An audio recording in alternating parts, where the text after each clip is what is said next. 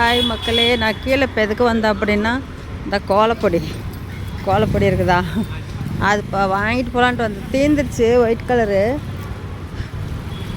எனக்கு தூங்கிட்ட மதியம் ரொம்ப 1 மணி 1:30க்கு என்னமோ படுத்தேன்.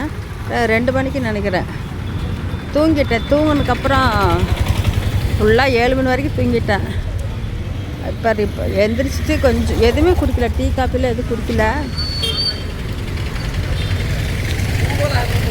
சாப்பாட்டுக்கு எதுவும் வைக்கவும் இல்லை. மதியம் கொஞ்சம் சாப்பாடு இருந்து, பழைய சாப்பாடு இருந்துச்சு, சோளச்சோறு, அதை சாப்பிட்டேன். எல்லாம் வண்டியெல்லாம் கட்டிட்டு ஓடுறாங்க வேறு. அதுக்கப்புறம் சரி கீழே பால் வாங்கிட்டு வரலான்ட்டு பார்த்தா பாலும் க்ளோஸ் பண்ணிட்டாங்க. பேக்கெட் பால் தான் வாங்கணும். வேறு அப்படியே கீழே வந்துட்டு ஒரு ரவுண்டு போகலாம் அப்படின்ட்டு பேக்கெட் பால் வாங்கிட்டு போகலான்ட்டு வந்துட்டேன். பூனைக்குட்டியை ஒரு டைமும் ஒரு மாதிரியாக குடிக்குது. நம்ம என்ன பண்ணுறது? ஒரு டைம் பால் வாங்கி கொடுத்தோம்னா பால் குடிக்கும், மாட்டுப்பால். ஒரு டைம் மாட்டுப்பால் டேஸ்ட் இல்லைன்னா குடிக்க மாட்டேங்குது. அதுக்கப்புறம் என்ன பண்ணுவோம், பேக்கெட் பால் வாங்கி கொடுக்கறது. பேக்கெட் பால் வாங்கினோம்னா கொஞ்சம் திக்னஸாக இருக்கும், அது கொஞ்சம் குறிச்சிக்கும். அதனால அதை பண்ணுறேன். இந்த மாதிரி ஒன்று பண்ணிகிட்டு இருக்குது.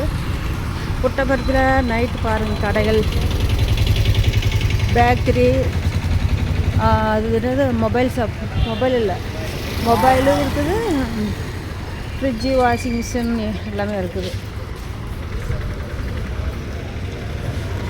சும்மா இதெல்லாம் நான் இருக்கிற பக்கத்துலேயே இருக்கிற எல்லா கடையும். இந்த ஒரு வீடு தான் மெயின் பஜாரு. ஏதோ கடவுள் சிவபெருமான் புண்ணியத்தில் எனக்கு அந்த மெயின் பஜார்லேயே வீடு கிடைக்கிற மாதிரி பார்த்து கொடுத்துட்டாரு. அது போதும். இருக்க வரைக்கும் அதில் இருந்து போட்டு அதுக்கப்புறம் கிளம்ப வேண்டியதாக ஊருக்கு. என்ன பண்ணுறது? எங்கள் கடை இப்போ தான் ஃபஸ்ட்டு வந்தப்போ எங்கள் வீட்டு தான் வாங்குவேன். எல்லாமே வாங்கிட்டு ஃபஸ்ட்டு வந்த புதுசுலாம் என்ன பண்ணிகிட்டு இருந்தாங்க, இந்த கிழங்கு வாங்கலாமான்னு பார்க்குறேன். இல்லை, இந்த குச்சிவள்ளி கிழங்கு செப்தான் வந்ததே சொல்லுங்கம்மா அப்படிங்கிறாங்க.